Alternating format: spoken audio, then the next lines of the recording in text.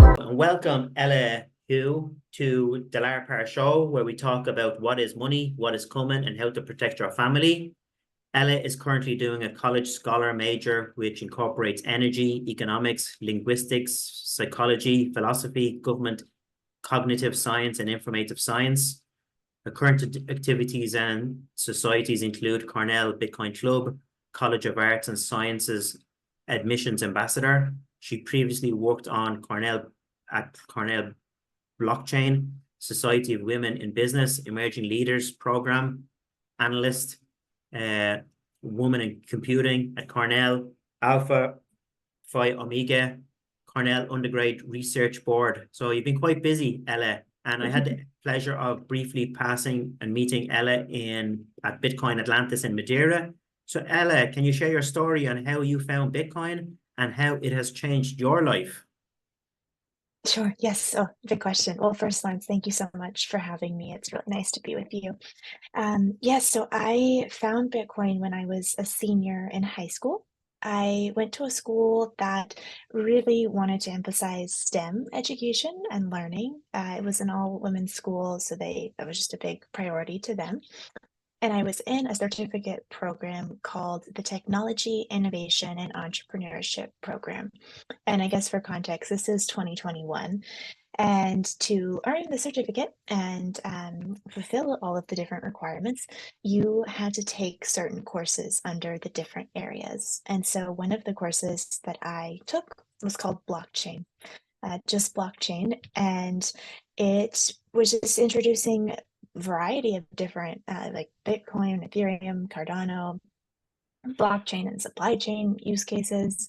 And so that's when I say I first learned about Bitcoin, but I really had no appreciation for what it was. And then it was summer of 2022. So after my freshman year of college at NYU Shanghai, I was able to attend the Oslo Freedom Forum put on by the Human Rights Foundation in Oslo, Norway. And that is where I say I discovered Bitcoin and really appreciated it as a tool for financial freedom, protecting human rights. Um, and so that was kind of the pivotal moment for me where I started going down the rabbit hole.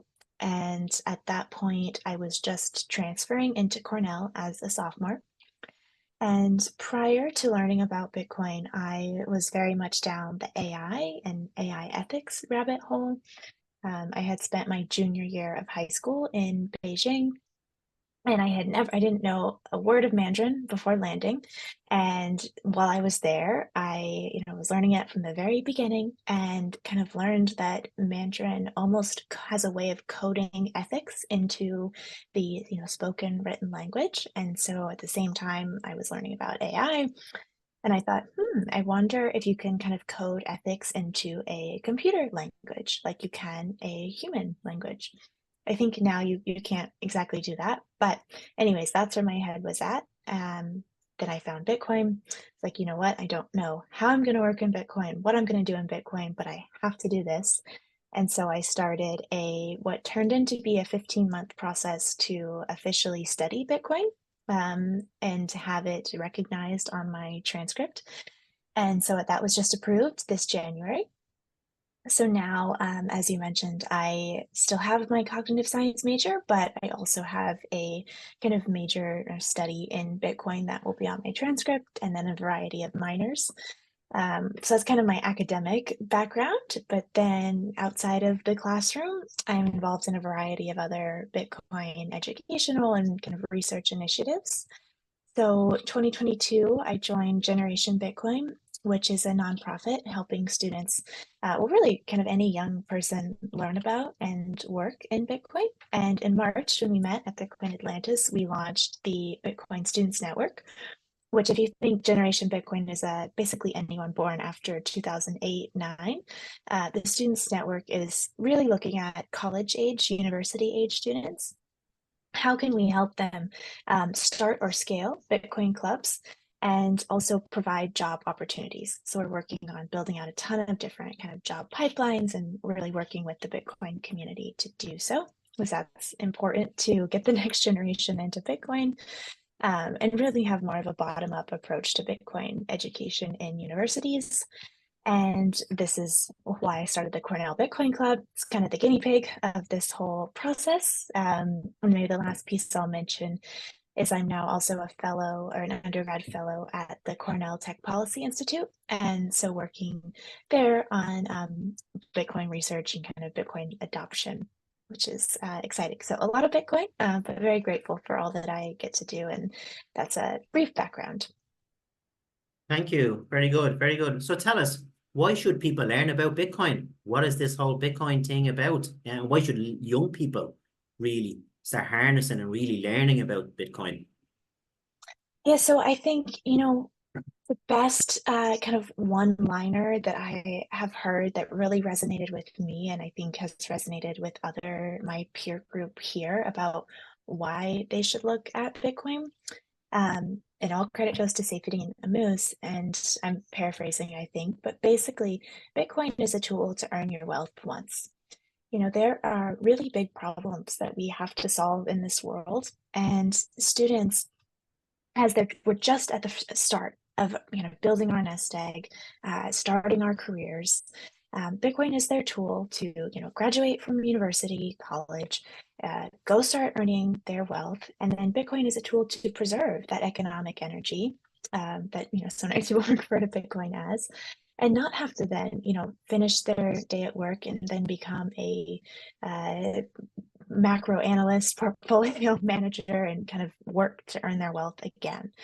And so I think, Bitcoin is a tool for financial freedom, supporting human rights, privacy, um, and storing your generational wealth, building and preserving Yeah. generational wealth. But then also, I kind of like to think also for young people, it restores your agency to think for yourself, and hopefully provide some hope. The world is changing a lot. There's a lot of problems, but I think I find a lot of hope in Bitcoin, and it's very exciting, I think, all that's happening. Yeah, definitely, definitely. Because when you first come into this journey, different people have different reasons why they come into it. A lot of people come in because they see this shiny Yeah. object syndrome, first called Bitcoin, and they think that it's going to be like a get rich quick scheme that they're going to get Yeah. involved in. A lot of people do come for the price, they Hmm. do, in fairness. Which is, yeah, But that's once we, totally okay. yeah, and it is okay. But once we do get in and we start learning about like, and we start understanding that like Bitcoin is our insurance for the future. Hmm. It is hope. Yeah. It gives us hope because once we start getting the mindset Yeah. of the whole Bitcoin community and we understand what's Yeah. really going on around us, yeah, Hmm. with the financial system, the monetary system, and it protects us. Yeah. I think that's what it's done for us anyway, for me and my family, Yeah. once I discovered it in 2020. Yeah. Yeah. Yeah. And I think it's very, when I first learned about Bitcoin, I had gotten my first paycheck. I think a lot of us come in for number go up, but then you stay for freedom go up. And I think that's why I had that distinction between learning about Bitcoin and then really discovering it. So I think it's also okay if all Bitcoin is just money for you. I don't know if some people don't really make the distinction between the network and the asset. But especially when I talk to my friends and they see that my whole life has kind of had a lot of Bitcoin, I always say, look, like it is a really big chunk of my life. And as Jeff Booth says, where I want to put my time and energy into building the future that I want to see.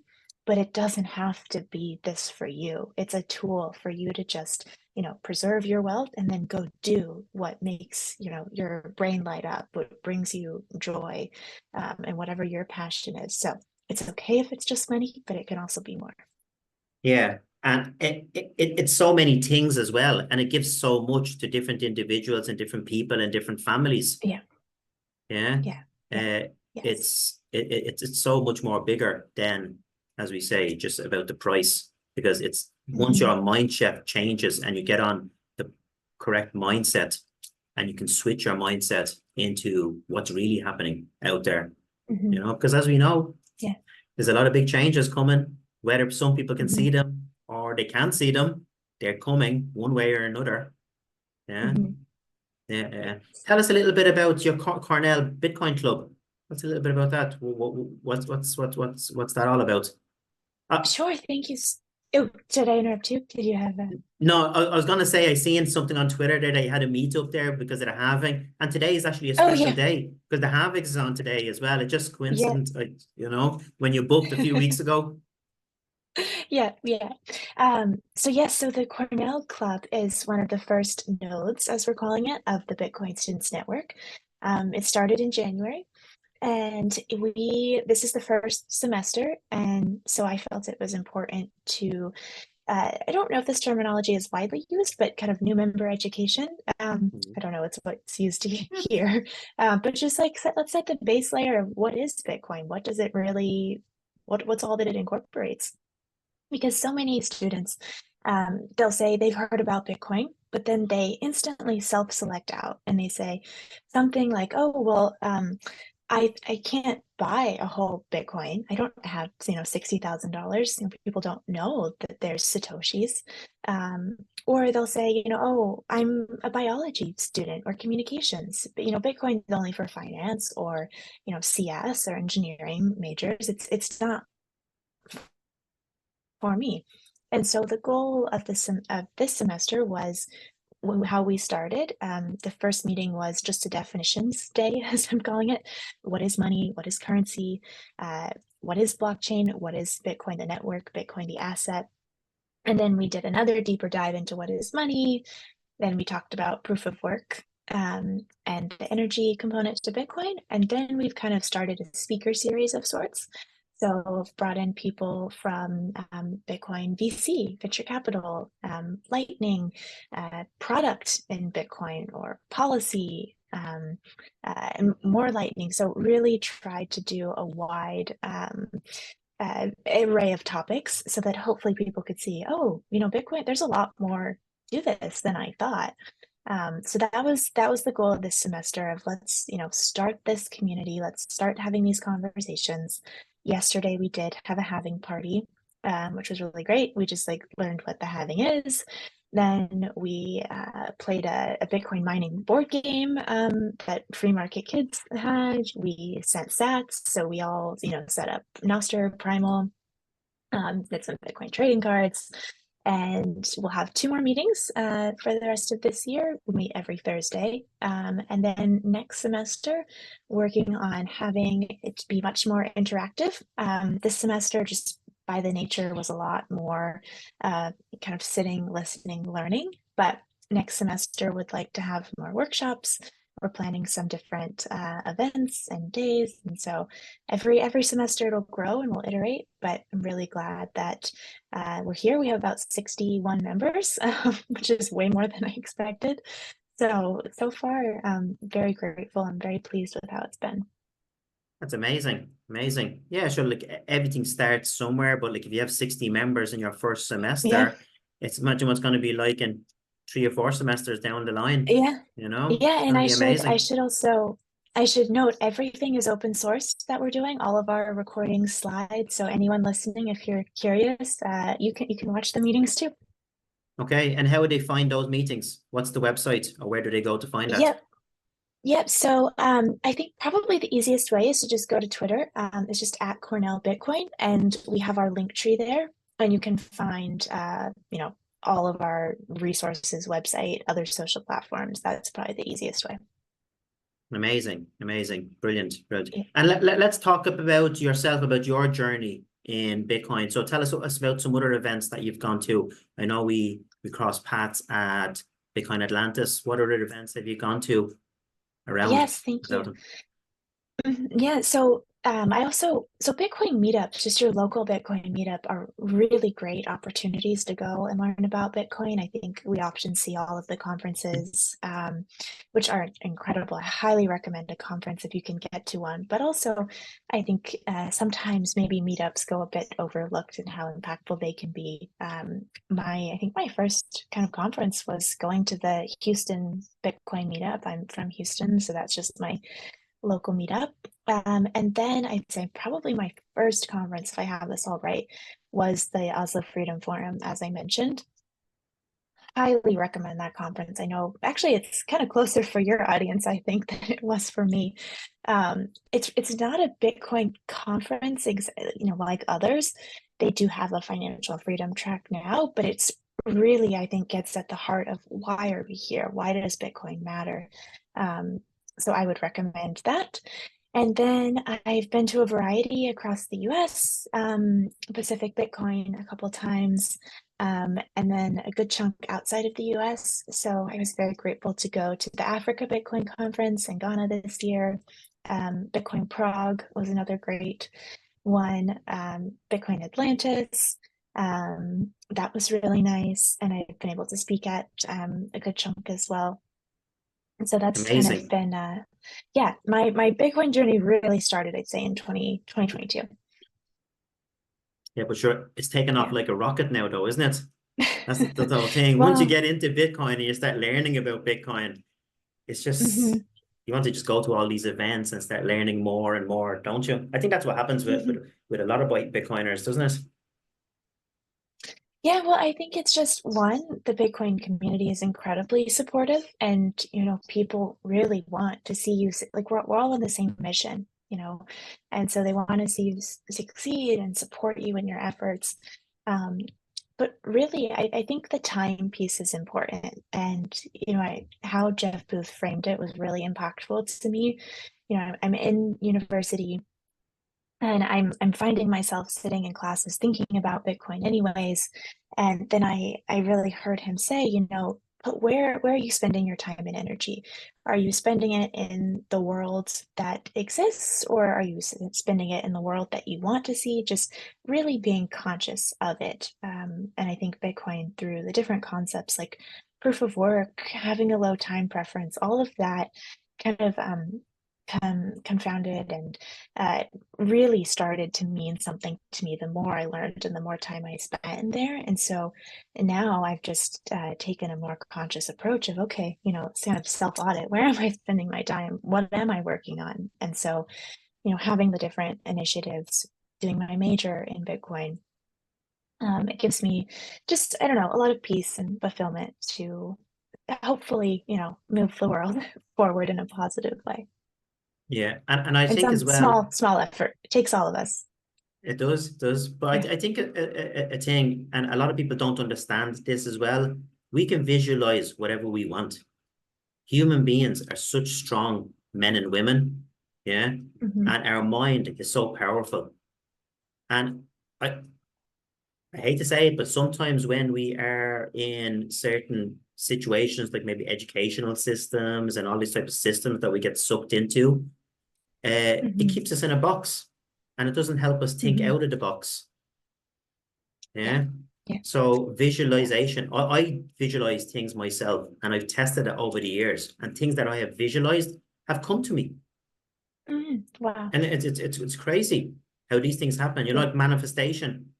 You can manifest Mhm. whatever you want and visualize Yeah. it, because our minds are made of thoughts. Yeah. Mhm. Frequencies. That's what we're made from, frequency and thoughts. If we Yeah. think good, good will come back to us as well. If we think positive, positivity will come back to us. If we think negative, negativity will come Mhm. back to us. If we feel fear or think fear, that'll suck us all up. So Mhm. it's all about your mind. And if you can visualize what you want for your future, Yeah.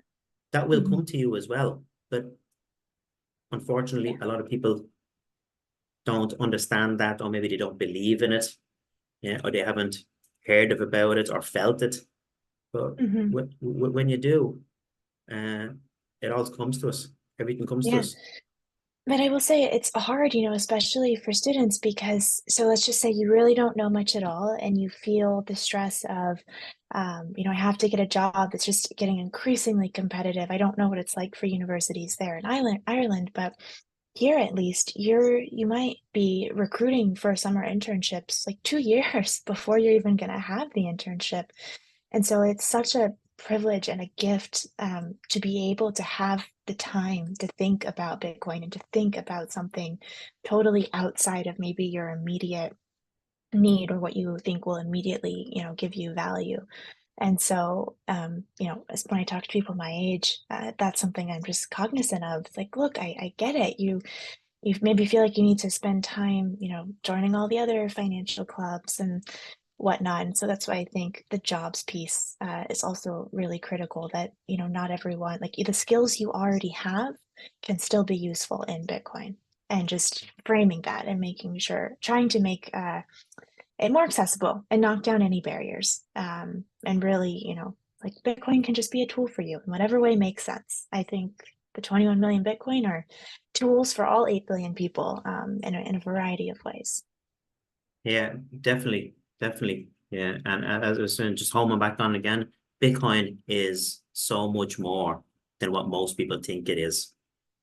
And it gives people so much more opportunities once you really get into it and start learning about it. Because as we know, this is only starting. I know we've been hearing about Mhm. it for a long time, and a lot of people have not done their own homework on Bitcoin and think it's whatever it is from what we've been fed for the last couple of years. But when you really go Mhm. into it and you start learning about it, Bitcoin gives you freedom. For Mhm. me anyway. It has my insurance. I have my insurance backed up now, Yeah. for if anything Yeah. happens. And it's given us a lot of hope. Yeah. Yeah. Yes. Yes. But it's hard to see it when you have, mainstream media telling you that it's bad or whatnot. So it's really hard to see outside of everything that we're told. Yeah, definitely, definitely, definitely. Yeah. So what's your plan? Where's your next? Have you got any plans for this summer? What you're going to be doing this summer? Are you going to any events? Yes, yes. So this summer, I'm very grateful. I'll be interning at Galaxy Digital in New York City. I'll be doing a rotational internship of sorts. So it will be about one third asset management, one third Bitcoin mining, and then one third research. So very much looking forward to that. And then I will be at the Oslo Freedom Forum in June, that same conference I mentioned. And then Bitcoin Nashville, Generation Bitcoin partnered with Bitcoin Magazine to provide free student tickets for any student. So if any students listening, you can, maybe I'll make sure to share the link with you. You can share it with others. But you'll have free entry into the conference as well as the jobs or career area. So those are kind of the two conferences that I'll be at this summer. And then just doing a lot of work for my thesis, getting all of the, Bitcoin Students Network, Cornell Club, kind of the usual. But like I said, very grateful to do it all. Okay, very good, very good, very good. And let's dive a little bit into money. Okay. Mhm. And the type of money that we have now, we use a system called fiat currency. Yeah. Have you done Mhm. any research on these CBDCs that are coming? What's your thought on all this and this type of programmable money that most people don't know about? That's what's in the Yeah. background. That's what's looming. Talk to us a little bit about Mhm. that. Yeah, I'm hugely against central bank digital currencies, in case people aren't familiar with the acronym.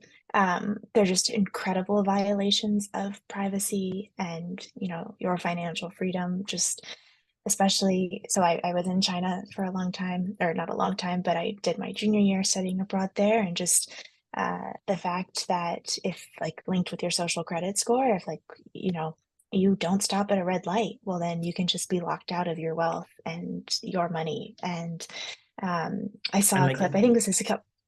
Oh, just go ahead. explain this a little bit. A lot of people think that this actually isn't happening, but this has been tested already and it's been Hmm. in place for the last maybe 12 to 18 months in other countries. We just Yeah. haven't So had it I'll. in Europe yet or in the Americas, Mhm. but it's coming. Yeah. Yeah, and and you're probably very familiar, but the Human Rights Foundation has a CBDC tracker, which is really showing where all these CBDCs are coming from, and they have a lot of great resources as well. But it's also, people are just, I think, it's just preying on people's ignorance of what it is. And for instance, there's a clip at the World Economic Forum, I think a couple years ago now, and you like piggybacking on the narrative of climate and oh, wouldn't it be so cool if you could track all of your carbon emissions or just really track every ounce and contribute to solving climate change? And yeah, just use the CBDC and you can, see it all. People just don't know. So I think it's hugely important to educate people on what it is. Um, you know, again, the difference between Bitcoin and everything else. So I am very anti CBDC and yes, talk about it in the club and really try to educate people on what it is and be aware of it. I think if something seems too good to be true or too easy or whatnot, like there's probably a huge trade-off or something in the background that you're giving up. Yeah, definitely, definitely. Hmm. And as you said, people need to learn about this because this is a reality. We Hmm. just learned about it sooner than a lot of other people learned about it. Hmm. And it's strange as well. I try to talk to people about it myself in my own circles, and they're just not listening. They just think it's non-belief. But it's happening already in other countries. Like even look at Nigeria. They recently Hmm. changed to the Naira, isn't it? The digital Naira, didn't it? Naira. Wasn't it recently in Yeah, January? They tried to push it through.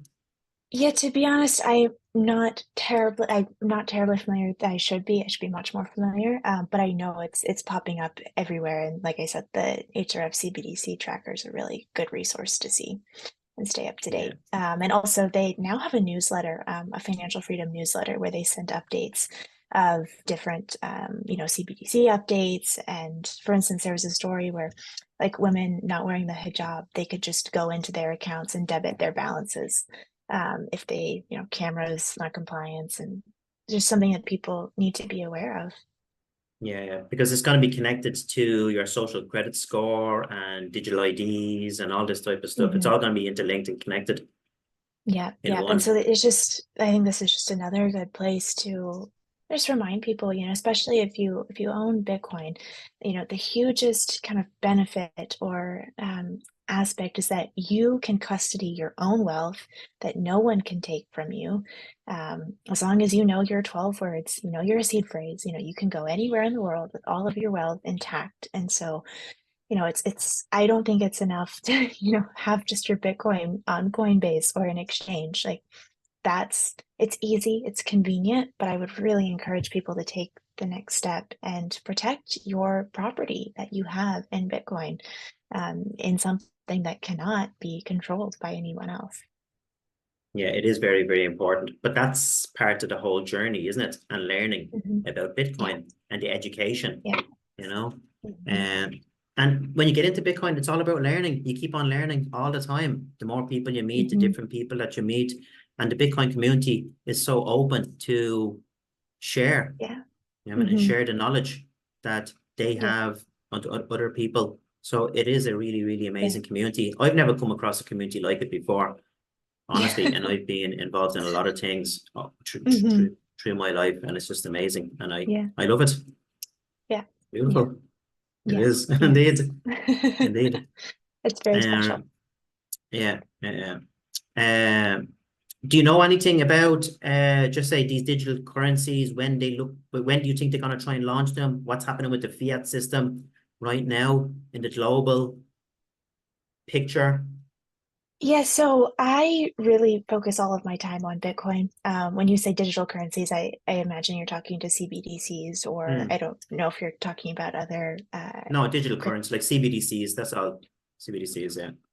Yeah, yeah. So I mean, I should spend more of my time looking specifically on it. I kind of source my information from Human Rights Foundation and the work they put out, but I couldn't tell you right now, what dates different groups, organizations are looking to launch them.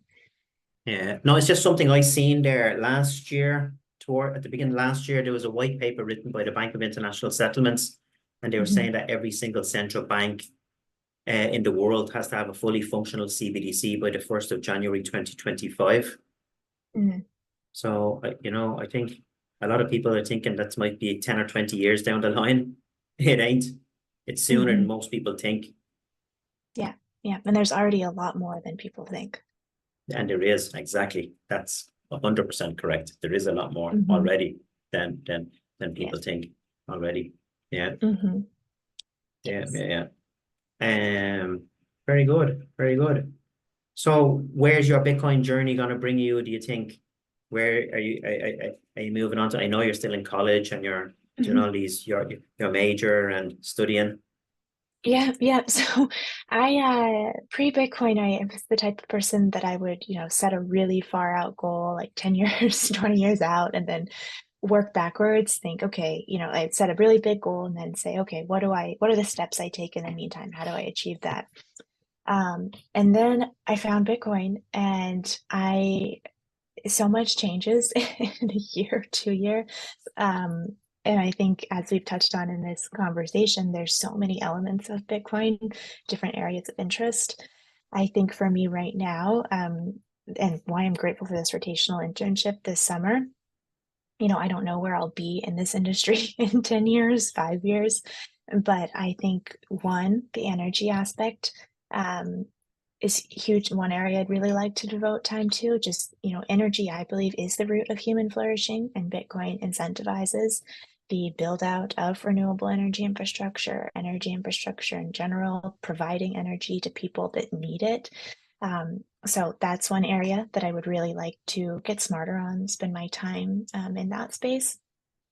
Also, I think we've kind of touched on this or danced around it, but money is really the base layer of society. And right now we have a broken money. And so, like the asset management portion of my internship this summer, I'm also really looking forward to of what does our world look like on a sound money standard if we can transition to a sound money, what are then the kind of ladder up impacts in all different areas of life? So I'm not entirely sure where I will be. And my past self and my present self wishes that I did.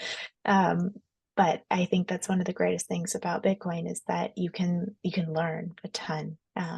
And just keep contributing. And also I think it's fun to have many different careers moving forward. But I think the next couple of years, decades will be interesting. Historically, world reserve currencies have traded.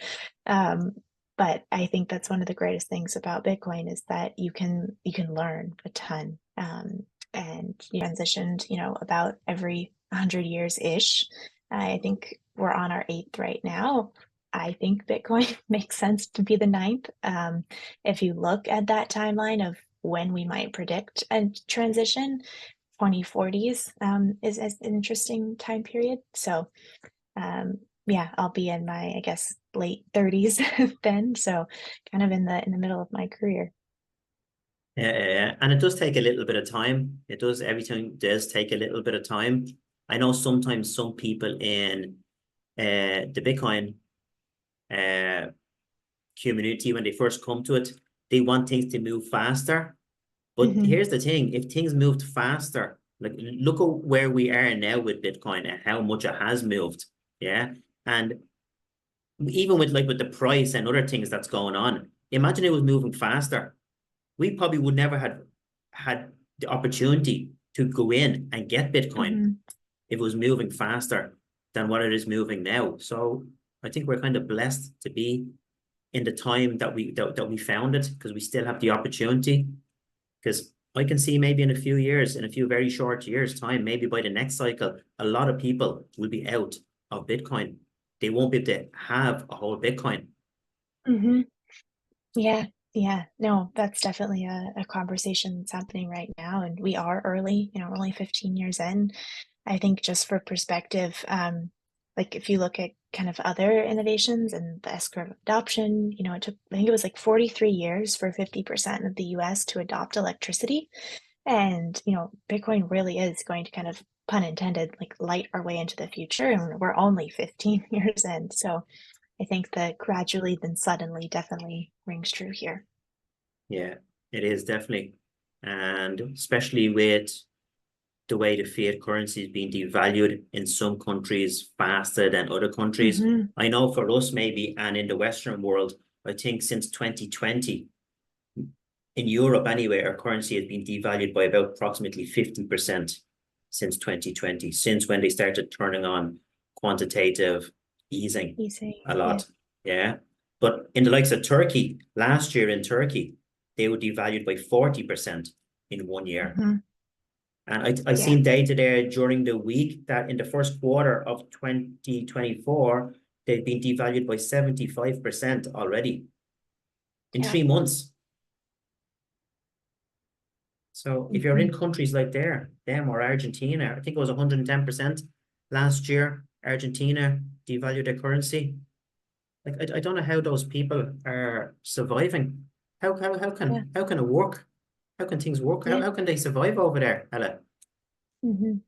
I know. Yeah, so that's kind of one of the study I mentioned earlier with the Cornell Tech Policy Institute. We have chosen 12 kind of authoritarian countries with that experienced hyperinflation, and really studying those areas and looking at what does Bitcoin adoption look like there. Are people going to Bitcoin? Are they not? And I think this is just, again, where the conversation of hope comes in, because, the US population is 4% of the world. So 4% of the world is born into a system with the dominant, monetary tool, kind of the US dollar. We're the world reserve currency at the moment, but with Bitcoin, you have an opportunity where all, 8 billion plus people can be born into a world with equitable access to a dominant monetary tool, a sound money system. And so I find a lot of hope in that idea. But again, as you've, just touched upon, where people, you go to sleep with $100 and you wake up with one, it's really hard to see out of that system and look for Bitcoin, and also be able to trust Bitcoin, because in these areas a lot, people go in and say, oh, put your money into some other project. And so it's really important to provide, authentic or truthful education. And so there's a lot of great initiatives happening around the world working on it. Yeah, definitely. Yeah. And let's touch a little bit, okay, on the BRICS.